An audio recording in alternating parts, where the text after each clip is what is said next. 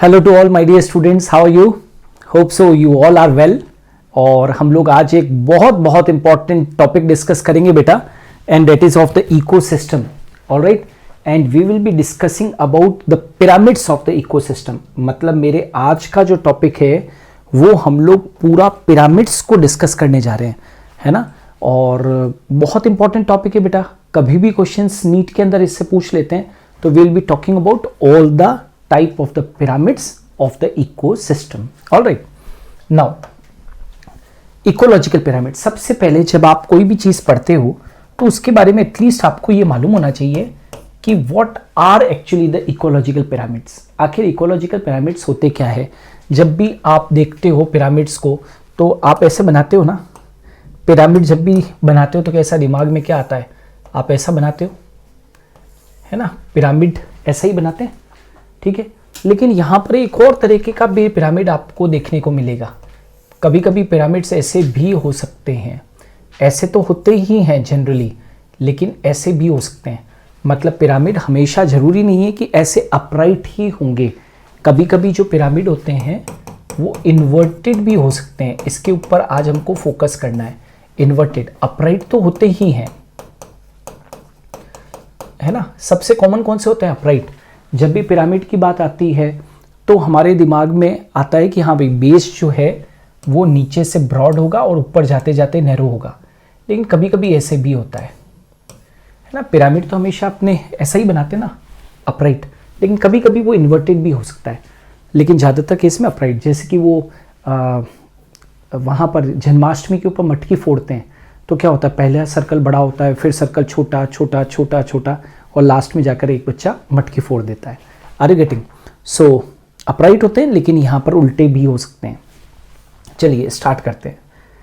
Now बेटा, graphical representation of ecological parameters eight different trophic levels in ecosystem is called pyramid. क्या कहा बेटा मैंने?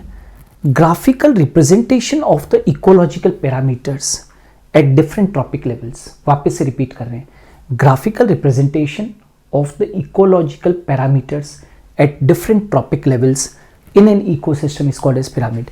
ये जो होते हैं ये सब क्या है बेटा? ये सब ट्रॉपिक लेवल्स होते हैं, ये वाले T1, T2, T3, T4, जो आपने प्रीवियस वीडियो के अंदर आपने पढ़े हुए हैं, ठीक है।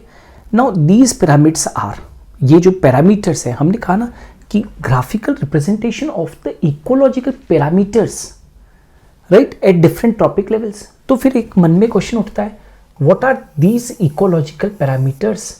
आखिर ये इकोलॉजिकल पैरामीटर्स कौन से हैं? तो ये जो इकोलॉजिकल पैरामीटर्स हैं बेटा, वो कौन कौन से हैं? ये या तो नंबर होता है, मतलब या तो हम लोग ट्रॉपिक लेवल्स के ऊपर नंबर को कंसिडर करते हैं जब हम लोग ये ग्राफिकल रिप्रेजेंटेशन करते हैं या इकोलॉजिकल पिरामिड्स को फ्रेम करते हैं तब, या फिर हम लोग बायोमास को कंसिडर करते हैं, या फिर हम एनर्जी को कंसिडर करते हैं, है ना। So there are 3 ecological parameters on which the ecological pyramids are framed. One is the number, another is the biomass, and the next one is the energy. First of all, pyramid was formed by Charles Elton. सबसे पहले ecological pyramids को जिन्होंने बनाया था, सबसे पहले ecological pyramids को जिन्होंने बनाया था, he was the Charles Elton. और इसीलिए हम जितने भी इकोलॉजिकल पिरामिड्स होते हैं इनको हम एल्टोनियन पिरामिड्स कहते हैं। What we call it as बेटा? Eltonian pyramids. याद रखोगे, we call it as Eltonian pyramids. क्यों? क्योंकि एल्टन ने बताया था सबसे पहले। नाउ इन पिरामिड्स यदि हम पिरामिड्स की बात करते हैं, the basal tier, the mid tier and the top tier show the parameter values for the producers, herbivores and carnivores in the ecosystem. आप यदि देखोगे पिरामिड्स को तो ऐसे 3 टीयर हैं बेटा, 3 लेयर्स हैं ऐसे, है ना। Basal, middle region and top region. वापिस से बोल रहा हूँ, basal, middle and top tier, या basal layer, mid layer and top layer. These tiers show the parameter values, है ना, for the producers. Parameter values कौन सी? पैरामीटर वैल्यूज कौन सी थी? मतलब नंबर को या बायोमास को या एनर्जी को शो करते हैं, भाई पैरामीटर्स जो हैं इकोलॉजिकल पैरामीटर्स तो वो 3 है, नंबर है, बायोमास है और एनर्जी है। यही तीनों हम लोग कंसिडर करते हैं पिरामिड्स के अंदर, ठीक है। तो पिरामिड्स का जो बेसल लेयर है and mid layer and top layer जो है वो क्या शो करती है, tier show the parameter values, है ना, for the producers, the herbivores and the carnivores in the ecosystem, ठीक है ना। They will show the parameter values, ठीक है ना, मतलब प्रोड्यूसर्स का नंबर कितना है ना, प्रोड्यूसर्स का जैसे कि नंबर कितना है, राइट, या उसके ऊपर के लेवल्स जो हैं उनकी बात करेंगे। तो ये सारी चीजें।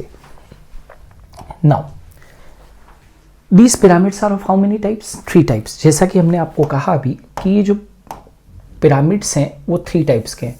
पिरामिड ऑफ नंबर, यहाँ पर हम जिस पैरामीटर को, इकोलॉजिकल पैरामीटर को काम में लेंगे वो क्या होगा, नंबर।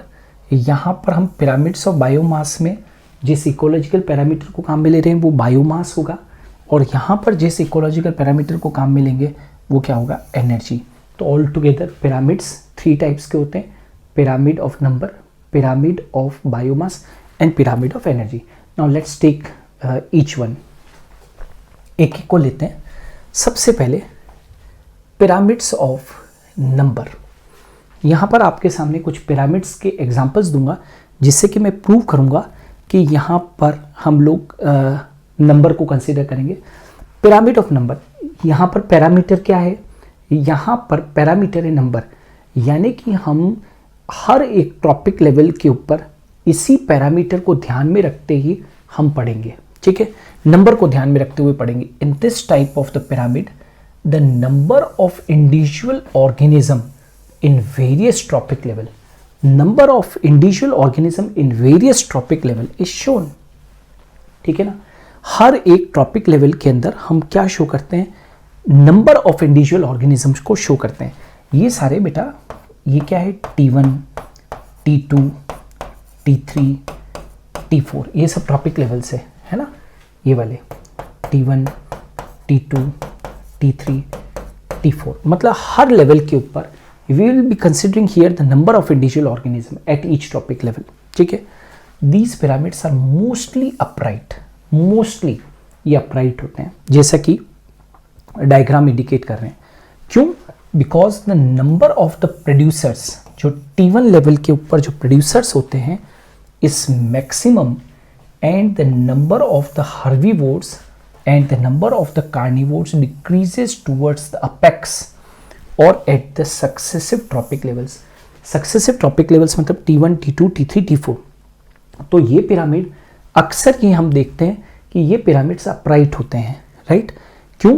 क्योंकि हमेशा जो नंबर ऑफ प्रोड्यूसर्स होते हैं T1 लेवल के ऊपर वो ज़्यादा होते हैं, और उनके ऊपर जो हर्बीवोर्स होते हैं और कार्निवोर्स होते हैं, राइट, वो धीरे धीरे क्या होते जाते हैं, जैसे जैसे पिरामिड ऊपर की तरफ बढ़ता है तो वो डिक्रीज होते चले जाते हैं, यानी कि organisms will decrease at successive trophic levels. आप देख सकते हो यहाँ पर सबसे ज़्यादा होंगे, फिर कम होंगे, फिर कम होंगे और फिर कम होंगे, ठीक है ना। Such as grassland and aquatic ecosystem.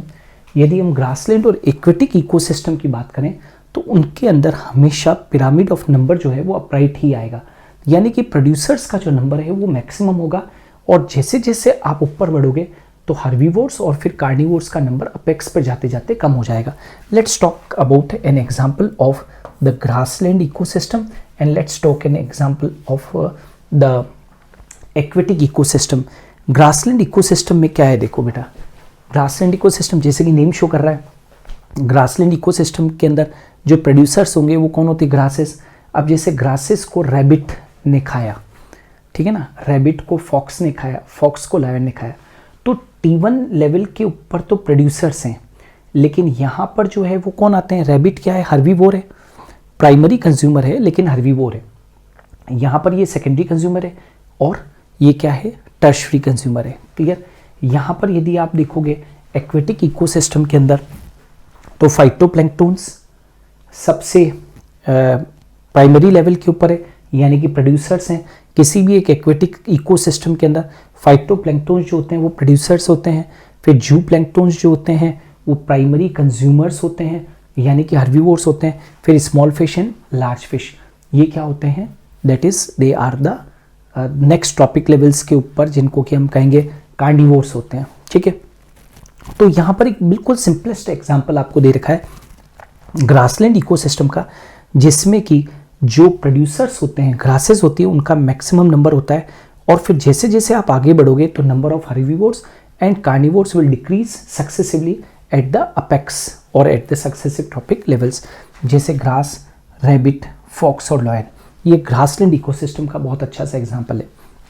इसी तरीके से यदि हम एक्वेटिक इकोसिस्टम की बात करते हैं तो एक्वेटिक इकोसिस्टम में फाइटोप्लैंक्टन्स होते हैं जो प्रोड्यूसर्स होते हैं, ठीक है ना। तो ये क्या है बेटा, दीज आर द प्रोड्यूसर्स।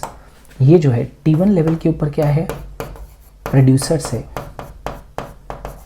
ना, यहाँ पर प्रोड्यूसर्स है, यहाँ पर भी ये देखो, ठीक है।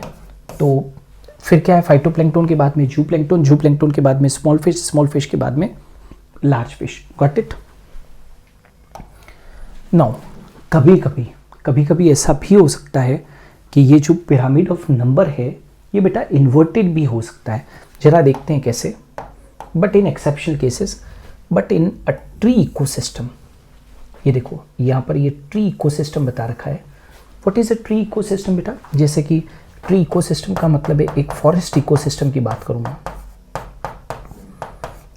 अभी मैंने आपको इससे पहले जो एग्जांपल्स दिए थे, that I have given you the example of a grassland ecosystem and an aquatic ecosystem. Now we are taking an example of a forest ecosystem. Forest ecosystem में देखोगे तो यहाँ पर क्या होता है, the pyramid of number is beta inverted. Pyramid of number inverted है। This is called as a parasitic ecosystem. ये एक तरीके का parasitic ecosystem है because birds depend on the tree. समझना, birds depend on the tree. birds depend on the tree. इसको समझिए, बहुत इंपॉर्टेंट है बेटा। इसको आप पैरासिटिक इकोसिस्टम भी कह सकते हो। क्यों? क्योंकि यहाँ पर जो बर्ड्स हैं, right, birds which are the herbivores depend on the tree, ठीक है, which are the producers, and the parasites which are called as the consumers. Parasites, right, ये जो पैरासाइट्स है इनकी बात हो रही है। Parasites which are called as the consumers depend on the birds. Therefore, with increase in the number of the tropic levels, the number of the organism increases sequentially. क्या कहा मैंने? Therefore, with increase in the number of the tropic levels, जैसे जैसे tropic level बढ़ रहे हैं तो the number of organism increases sequentially. Right? यहाँ पर उल्टा हो रहा है, right? यहाँ पर उल्टा हो रहा है। यहाँ पर देखो, जैसे जैसे ट्रॉपिक लेवल बढ़ रहे हैं बेटा, तो ट्रॉपिक लेवल बढ़ रहे हैं तो और उल्टा नंबर कम नहीं हो रहा है। आपने प्रीवियस वाले जो इकोसिस्टम से उनमें देखा था कि ट्रॉपिक लेवल्स पे जब आप ऊपर जाते हो तो नंबर कम होता जाता है। इसीलिए जो पिरामिड्स आते हैं, इसीलिए ये जो पिरामिड्स थे वो अपराइट आते थे बेटा, क्योंकि नंबर जो है वो डिक्रीज हो रहा है ऊपर की तरफ। लेकिन यहाँ पर एक ट्री इकोसिस्टम के अंदर उल्टा हो रहा है, और उल्टा जो है वो यहां पर क्या हो रहा है, with increase in the number of the trophic levels the number of organism increases sequentially. Trophic level बढ़ते हैं तो ऑर्गेनिज्म यहां कम नहीं हो रहे हैं और उल्टा ज्यादा हो रहे हैं। अरे भाई, ट्री एक है, उसके ऊपर बहुत सारी बर्ड्स है, बर्ड्स के ऊपर बहुत ज्यादा क्या है, पैरासाइट्स हैं, दूसरे बहुत सारे पैरासाइट्स हैं। तो मैं ये कहना चाहता हूं, in a tree ecosystem the pyramid of number बेटा इज इन्वर्टेड। यहां पर पिरामिड कैसा है, नंबर है, इन्वर्टेड है। This is called as a parasitic ecosystem. इसको हम लोग पैरासिटिक इकोसिस्टम भी कहते हैं। क्यों? क्योंकि जो बर्ड्स है, बर्ड्स को यहाँ पर हर्बीवोर माना गया है इस केस के अंदर। कोई जरूरी नहीं कि हर्बीवोर्स, बर्ड्स हमेशा हर्बीवोर्स ही होती है। इस केस के अंदर birds are treated as herbivores. तो parasitic ecosystem because birds depend on the tree. Birds जो है वो डिपेंडेंट है किसके ऊपर, ट्रीज के ऊपर। Birds are dependent on the tree and tree is a producer, and parasites जो कंज्यूमर्स होते हैं, कंज्यूमर्स ये वो किसके ऊपर डिपेंडेंट है, बर्ड्स के ऊपर डिपेंडेंट है। तो नेचुरली कि पैरासाइट का नंबर ज्यादा है, बर्ड्स का उससे कम है और ट्री का उससे कम है ना। तो आप ऊपर ट्रॉपिक लेवल्स के ऊपर जा रहे हो तो नंबर और उल्टा क्या हो रहा है, बढ़ रहा है। Therefore with increase in the number of the trophic levels the number of the organism increase sequentially. जैसे जैसे ट्रॉपिक लेवल का नंबर बढ़ता है वैसे वैसे ऑर्गेनिज्म का नंबर भी बढ़ता है। लेकिन इससे पहले ग्रासलैंड इकोसिस्टम के अंदर और एक्वेटिक इकोसिस्टम के अंदर आपने देखा कि जैसे जैसे ट्रॉपिक लेवल बढ़ते हैं तो वैसे वैसे नंबर वहां पर क्या हो रहा था, कम हो रहा था। यहाँ उल्टा हो रहा है, यहाँ पर क्या हो रहा है, उल्टा। तो this is a inverted pyramid बेटा, ये एक इन्वर्टेड पिरामिड है। तो आपको ये चीज आ गई होगी समझ में, ठीक है। सो नाउ एक नोट डाल दिया है यहां पर, बहुत इंपॉर्टेंट नोट है, याद रखना बेटा, बहुत important. Maximum number of producers are present in aquatic ecosystem. क्या कहा मैंने? Maximum number of producers are present in aquatic ecosystem. The number of organisms at any trophic level depends upon the availability of the organism which are used as food on lower level. So availability of the food is the main factor. क्या कहा मैंने? इस line को ध्यान से देखना। Maximum number of the producers are found in the aquatic ecosystem.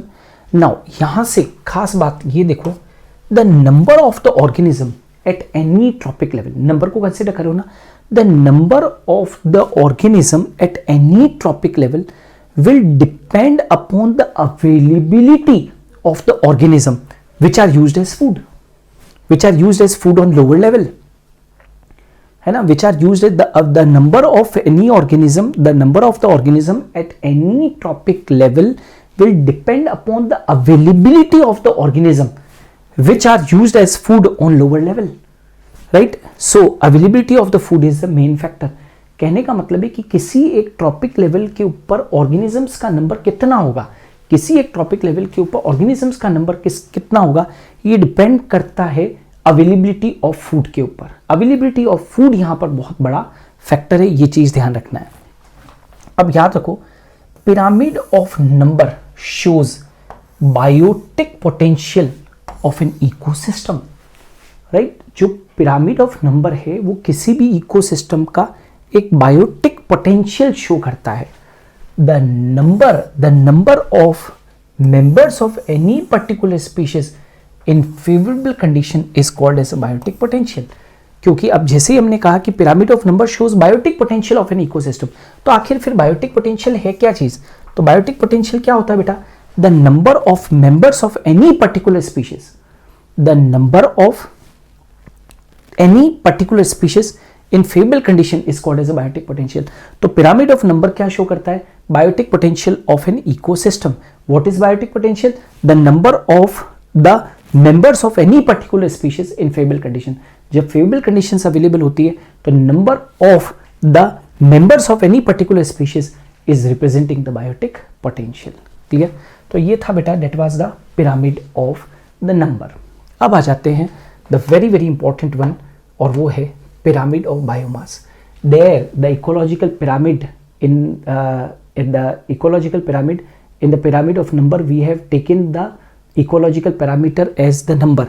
Here the parameter, ecological parameter is the pyramid of biomass. ठीक है ना, पिरामिड ऑफ बायोमास मतलब बायोमास इज कंसिडर्ड। यहाँ पर pyramid of biomass represents the total amount of biomass at each trophic level of ecosystem. वहां किसको consider कर रहे थे? There we were considering the number of the organism at each trophic level. Here we are considering the total amount of the biomass found at each trophic level of ecosystem. And याद रखना, mostly these pyramids are also upright, mostly just like the pyramid of the number.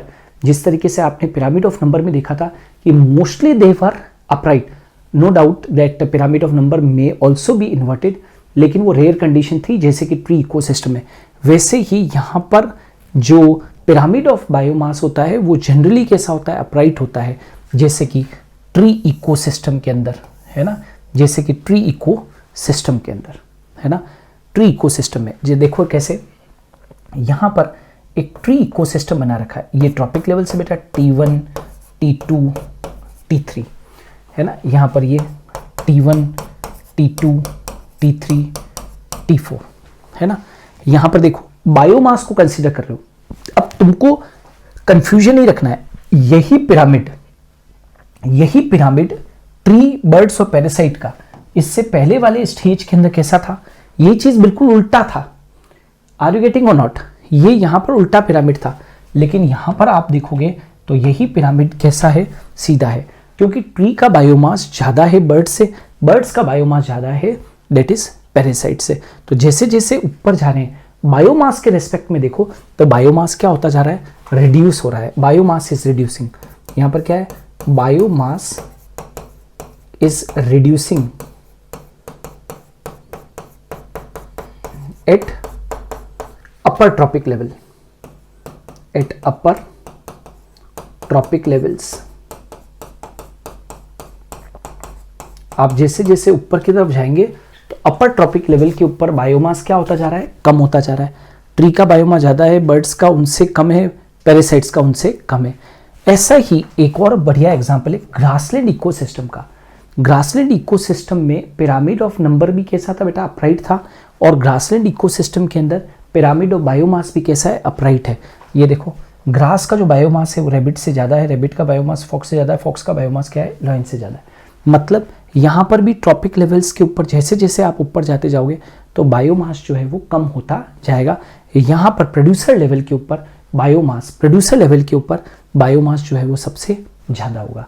तो pyramid of tree ecosystem and the pyramid found in the grassland ecosystem, both you can see that pyramid of biomass is upright here. अब आ जाते हैं, लेकिन इसका मतलब ये कि rare condition के अंदर ये इन्वर्टेड भी हो सकता है, in rare condition it may be inverted also. तो देखो the pyramid of biomass in aquatic ecosystem, aquatic ecosystem के अंदर पिरामिड ऑफ नंबर वाज बेटा upright, but the pyramid of the biomass, pyramid of the biomass in the pyramid of biomass in the case of the aquatic ecosystem is inverted, बिल्कुल उल्टा हो गया है। देखो यहाँ पर क्या हो रहा है, आप जैसे जैसे ऊपर जा रहे हो, जैसे जैसे ऊपर जा रहे हो यहाँ पर, तो इन्वर्टेड में बायोमास जो हो रहा है वो क्या हो रहा है, बढ़ रहा है, बायोमास बढ़ रहा है। यहाँ पर देखो इन्वर्टेड है यहाँ पर, because in it producers are micro organisms, producers तो यहाँ पर माइक्रो ऑर्गेनिजम्स होते हैं, and the biomass is very less. ये तो बिल्कुल फाइटोप्लैंक्टन्स तो बिल्कुल छोटे होते हैं ना बेटा, तो उनका बायोमास तो क्या होता है, बहुत कम होता है। तो फाइटोप्लैंक्टन्स जो प्रोड्यूसर्स है, जू प्लैंक्टन्स जो प्राइमरी कंज्यूमर्स है, स्मॉल फिशेस जो सेकेंडरी कंज्यूमर्स है, लार्ज फिशेस जो टॉप कंज्यूमर्स है, यदि आप देखोगे तो नेचुरली कि फाइटोप्लैंक्टन्स तो माइक्रो ऑर्गेनिज्म है तो उनका बायोमास तो कम ही होगा। यहाँ बायोमास ज़्यादा है, फिर थोड़ा सा और ज़्यादा हुआ, फिर और ज़्यादा हो गया, और फिर और ज़्यादा हो गया। तो जो नंबर के बिहाफ के ऊपर यदि देखो तो जो यहाँ पर अपना जो एक्वेटिक इकोसिस्टम है, ये कौन सा है बेटा, फिगर क्या इंडिकेट कर रहा है, एक्वेटिक इकोसिस्टम में पिरामिड ऑफ नंबर तो कैसा था, pyramid of number was upright, but इसी एक्वेटिक इकोसिस्टम में if I am talking about the biomass of the organism, if I am taking the ecological parameter biomass, तो वो क्या आएगा, इन्वर्टेड आएगा। मतलब लार्ज फिशेस का बायोमास ज़्यादा है सबसे, स्मॉल फिशेस से भी ज़्यादा है, स्मॉल फिशेस का बायोमास जू प्लैंक्टन से ज़्यादा है, जू प्लैंक्टन का बायोमास फाइटोप्लैंक्टन से क्या है, ज़्यादा है। तो एक्वेटिक इकोसिस्टम में पिरामिड ऑफ बायोमास हमेशा इन्वर्टेड आता है। बेटा ये एग्जाम्पल्स हमेशा ध्यान रखना, एग्जाम्पल से क्वेश्चन पूछ लेते हैं, ठीक है।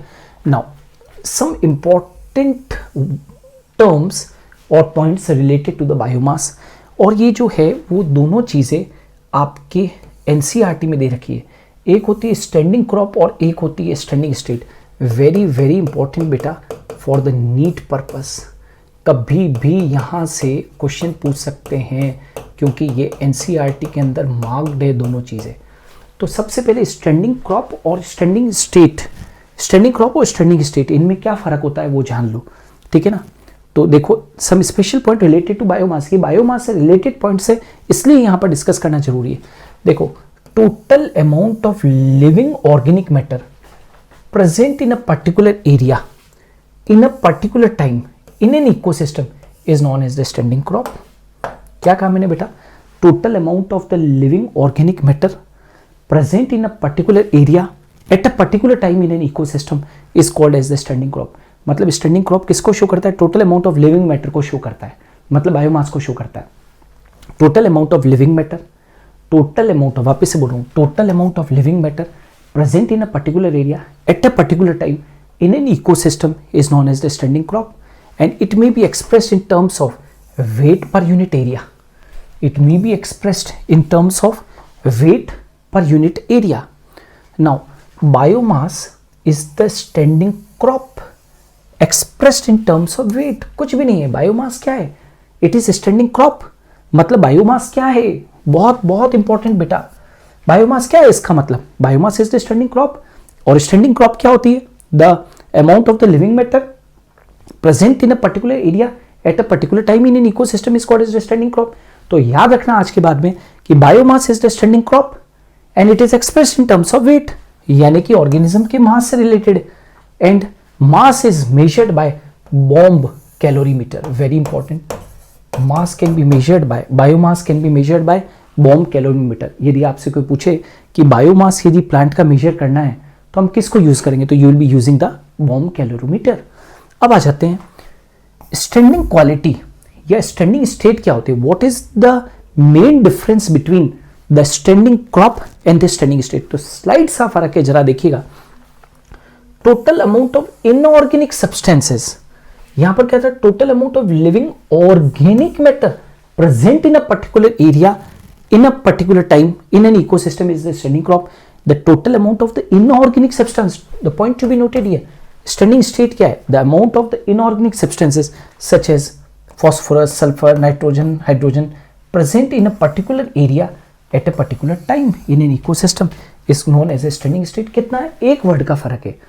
standing crop क्या है, the amount of the living organic matter present in a particular area at a particular time in an ecosystem. ये क्या है, total amount of inorganic substance, right, found in a particular area at a particular time in an ecosystem is called as the standing state. ठीक है, याद रखना. The pyramids of biomass show the standing crop of ecosystem. The pyramids of biomass shows the standing crop of the ecosystem. याद रखना, they show the standing crop of the ecosystem. The pyramids of biomass shows the standing crop of the ecosystem. ये अलग से note डाल दिया है क्योंकि ये बहुत बहुत इंपॉर्टेंट पॉइंट है बेटा. क्या लिखा है, ये लिख दिया है, the pyramids of biomass shows the standing crop of ecosystem. अलग से इसलिए लिखा है ताकि फिर से आप लोगों को फोकस हो जाए. मतलब इसमें और इसमें the pyramid of biomass is showing the standing crop. Clear है. So this was all about the pyramid of biomass. अब आ जाते हैं बेटा पिरामिड ऑफ एनर्जी. अभी तक तुमने देखा पिरामिड ऑफ नंबर में मैंने जो इकोलॉजिकल पैरामीटर यूज़ किया था वो ऑर्गेनिज्म के नंबर को यूज़ किया था, और पिरामिड ऑफ बायोमास के अंदर मैंने बायोमास को कंसिडर किया था, बायोमास को एक पैरामीटर लिया था. अब यहाँ पर पैरामीटर में क्या ले रहा हूँ, एनर्जी को ले रहा हूँ. और एक चीज़ याद रखना कि एनर्जी का जो पिरामिड आएगा बेटा वो हमेशा ही अपराइट आएगा, चाहे कुछ भी हो जाए. क्यों? क्योंकि सक्सेसिव ट्रॉपिक लेवल्स के ऊपर हमेशा एनर्जी कम ही होगी, है ना. कभी भी एनर्जी नीचे वाले ट्रॉपिक लेवल से जब आप ऊपर वाले ट्रॉपिक लेवल पे जाओगे तो एनर्जी कम ही होनी है, because some energy is lost off in the form of the heat. ठीक है, तो ऊपर जाते जाते कम ही होनी है. और दूसरा, जब भी हम लोग पिरामिड ऑफ एनर्जी पढ़ाते हैं तो हमेशा इस बात को ध्यान में रखते हैं, लॉ ऑफ लिंडमैन को ध्यान रखते हैं. किसको ध्यान रखते हैं बेटा, लॉ ऑफ लिंडमैन को. There was a scientist whose name was Lindemann who said that, उसने क्या बताया, लिंडमैन ने ये बताया, ठीक है ना, लिंडमैन ने क्या बताया कि always the energy which flows from previous tropic level to the next tropic level is 10% energy of the previous tropic level. मतलब previous tropic level से next tropic level में बेटा total 10% energy ही जाती है. Are you getting? next topic, एक tropic level के ऊपर यदि मान लीजिए 100% है तो नेक्स्ट टॉपिक लेवल के पास में 10% एनर्जी पहुंचेगी. 10% है तो 1% पहुंचेगी, 1% है तो 0.1 पहुंचेगी. ठीक है, तो एनर्जी ऑफ पिरामिड मतलब pyramids of energy are always and always upright बेटा, ये ध्यान रखना. It represents amount of energy at different trophic levels. यहाँ पर किसको कंसिडर कर रहे हैं, अमाउंट ऑफ एनर्जी को. Energy pyramids are always and always upright और दे आर इरेक्ट, हमेशा ही ऐसे होंगे, कोई चांस नहीं है कि ये इन्वर्टेड हो, because there is a gradual decrease in energy at successive trophic levels. जैसे जैसे आप सक्सेसिव ट्रॉपिक लेवल्स के ऊपर की ओर बढ़ेंगे तो एनर्जी कम होनी ही होनी है, तय है. ठीक है, according to 10% law of Lindeman, जैसा कि मैं बता रहा था, very important, very very important for the NEET purpose. You must know this law that according to 10% law of Lindemann, the 90% part of the obtained energy of each organism is utilized in their various metabolic activities. 90% of the obtained energy of each organism is utilized in their various metabolic activities and heat, and only 10% energy is transferred to the next trophic level. मतलब previous trophic level से next trophic level के अंदर केवल 10% energy जाएगी, ये बात ध्यान रखना। 90% एनर्जी जो होती है वो यूटिलाइज हो जाती है वेरियस मेटाबॉलिक एक्टिविटीज के अंदर, और कुछ हीट के फॉर्म में भी क्या हो जाती है, लॉस्ट हो जाती है। ठीक है, सो 90% energy is lost eight each trophic level. कहने का मतलब है कि हर ट्रॉपिक लेवल पे बेटा 90% एनर्जी लॉस्ट हो जाती है, तो इसका मतलब ये हुआ कि नेक्स्ट ट्रॉपिक लेवल के पास में केवल 10% एनर्जी पहुंचती है। इसका मतलब तो साफ है, therefore top consumers like lion etcetera are ecologically weakest, बस physically they are the strongest. याद रखना, यदि कोई पूछे, एक बार एम्स के अंदर एक क्वेश्चन पूछा गया था कि दुनिया का सबसे वीकेस्ट ऑर्गेनिज्म कौन, तो दुनिया का सबसे कमजोर यदि कोई ऑर्गेनिज्म है तो वो कौन है, लायन है, इकोलॉजिकल की बिहाफ के ऊपर। मतलब कि टॉप कंज्यूमर्स जो होते हैं, जैसे लायन, टॉप कंज्यूमर कौन होते हैं, जिसको कोई नहीं खाता है। अरे फूड चेन के अंदर लास्ट लेवल पे लायन है ना, तो they are ecologically weakest. Ecologically यदि पूछे कि दुनिया का सबसे इकोलॉजिकली वीक ऑर्गेनिज्म कौन, लायन है। लेकिन यदि हम फिजिकली बात करते हैं तो वो सबसे स्ट्रॉन्गेस्ट है, लेकिन इकोलॉजिकली सबसे वीकेस्ट है। तो दुनिया का सबसे कमजोर इकोलॉजिकल बिहाफ के ऊपर यदि देखें तो दुनिया का सबसे वीक ऑर्गेनिज्म कौन, लायन। क्यों? क्योंकि उसके पास में एनर्जी बहुत बहुत कम पहुंचती है, क्योंकि कम होती जाती है, केवल 10% की कम होते होते होते होते राइट कम पहुंचती है। तो याद रखना, एक नोट डाल दिया है, pyramid of energy represent the productivity of the ecosystem as well as the transfer of the production in ecosystem, as well as transfer of production in ecosystem. क्या कहा मैंने? Pyramid of energy represents the productivity of the ecosystem. किसी भी ecosystem की productivity को show करेगा कि भाई लास्ट ट्रॉपिक लेवल तक कितनी एनर्जी पहुंच रही है, तो प्रोडक्टिविटी को बताएगा, as well as transfer of production in ecosystem. Now ये एक पिरामिड ऑफ एनर्जी आपके सामने बना रखा है, राइट। मान लीजिए कि ये पिरामिड ऑफ एनर्जी है, ठीक है ना। ये मान लीजिए इतनी जूल्स ऑफ एनर्जी जो है वो सनलाइट से मिली, आर यू गेटिंग। तो ये क्या है, प्राइमरी प्रोड्यूसर्स हैं, ये प्राइमरी कंज्यूमर्स हैं, ये सेकेंडरी कंज्यूमर्स हैं, और ये टर्शियरी कंज्यूमर्स हैं। तो इसको कितनी मिलेगी, इसकी 10% एनर्जी, जितनी भी इसके ये जितनी भी एनर्जी आई है, आर यू गेटिंग और नॉट, तो कितनी आएगी उसकी, कितनी बेटा 10%, उसकी 10%। तो 1 10 100 1000 10,000 लाख और 10 लाख, तो 10 लाख है ना, 10 लाख, राइट। अब यहां से ये क्या होती जाएगी, एनर्जी जो है वो क्या होती जाएगी, कम होती जाएगी बेटा, है ना। ये क्या होती जाएगी, कम होती जाएगी। तो ये देखो, ये यहाँ पर ये 10,000 जूल्स, फिर 1000 जूल्स, आर यू गेटिंग, फिर 100 जूल्स और फिर 10 जूल्स। तो 10% एनर्जी जा रही है ना, ये देखो 10,000 का 10%, राइट, 1000 जूल्स, 1000 जूल्स का 10%, 100 जूल्स, 100 जूल्स का 10%, 10 जूल्स। तो प्राइमरी प्रोड्यूसर्स के पास में यदि एनर्जी इतनी है, आर यू गेटिंग, तो ये तो खैर टोटल सनलाइट की एनर्जी बेटा, है ना, ये तो बात हो रही है जैसे सनलाइट की, ठीक है। अब प्राइमरी प्रोड्यूसर्स के पास में मान लीजिए एनर्जी इतनी है, तो सेकेंडरी कंज्यूमर के पास, प्राइमरी कंज्यूमर के पास में इतनी पहुंची, सेकेंडरी कंज्यूमर के पास में इतनी, और टर्शियरी कंज्यूमर के पास में इतनी पहुंची, तो कम होती जाती है। तो हमेशा ये बात तय है कि आपको जो पिरामिड दिखेगा वो कैसा दिखेगा बेटा, ऐसा, है ना, ये देख लो इस तरीके का, लाइक दिस। तो always you will be getting a upright pyramid, always you will be getting a upright pyramid. Clear है?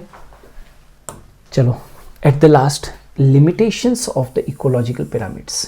ये एनसीईआरटी के अंदर आप जाके देखेंगे तो आपको लास्ट पेज के ऊपर मिलेगा जहां पर इकोलॉजिकल पिरामिड्स दे रखे हैं।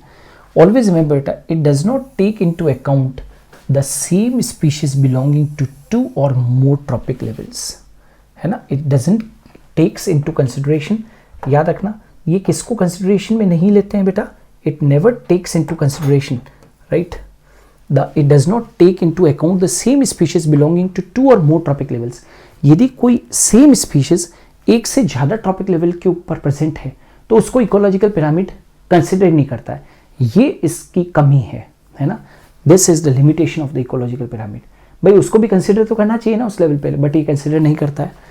It does not accommodate a food web, it does not accommodate a food web.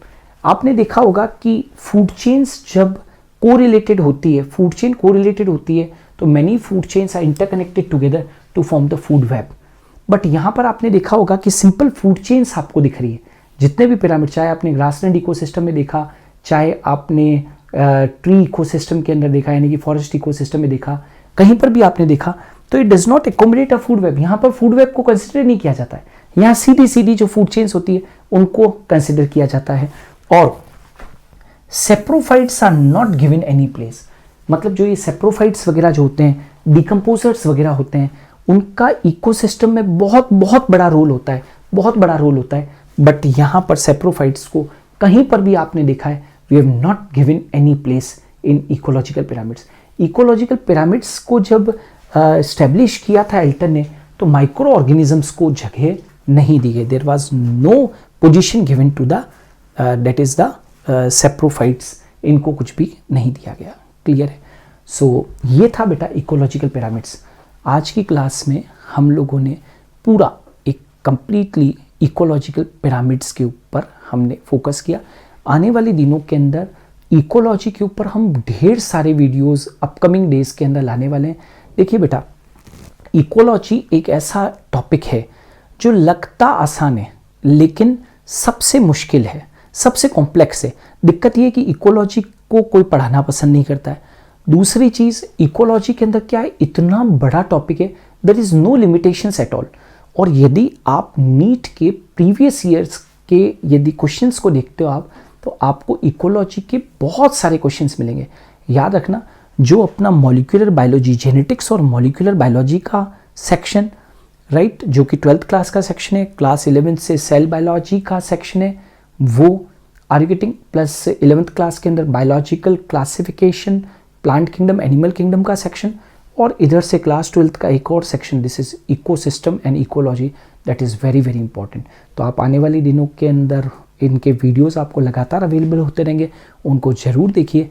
और अपना जो ये इकोलॉजी वाला जो पार्ट है बेटा, it's my humble advice after a long experience, I would like to tell you here that ecology is too much important. इसको weak मत रहने दो, है ना। आप जानते हो ना बेटा, नीट के अंदर आजकल कितनी क्लोज फाइटिंग हो चुकी है ना। लोग 720 में से 720 ला रहे हैं, और उसके अंदर biology will play a very very important role. आप लोगों का ये सब का टारगेट होना चाहिए कि 90 क्वेश्चंस के अंदर हम 88 क्रैक करके आएंगे वहाँ पर। यदि आपने ये कर लिया तो फिर आपको किसी एक रेपुटेटेड मेडिकल कॉलेज में जाने से कोई नहीं रोक सकता। हम आपके साथ में हैं, हम आपकी मदद करेंगे। Thanks a lot.